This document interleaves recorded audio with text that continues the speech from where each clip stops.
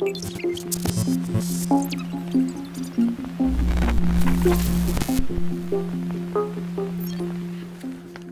to Natural News. Today we're talking about climate change. A new article in the UK Daily Mail says that scientists from Harvard are going to release aerosols into the atmosphere to block out the sun and prevent global warming.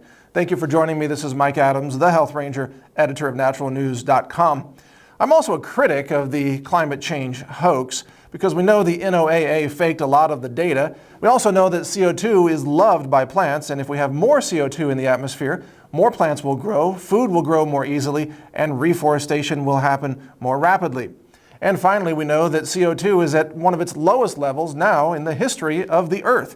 It was more than 10 times higher in the past. So when they tell you that it's a red alert that CO2 is over 400 parts per million, don't sweat it. That's actually the lowest that it's been, or nearly the lowest that it's been in the history of the planet. Just a very slight uptick now recently in the last few decades. And by the way, scientists are also now telling you that Mayan civilization 1,500 years ago was wiped out by global warming. And that is, of course, a long time before the invention of the combustion engine or the use of fossil fuels as a primary energy source for civilization.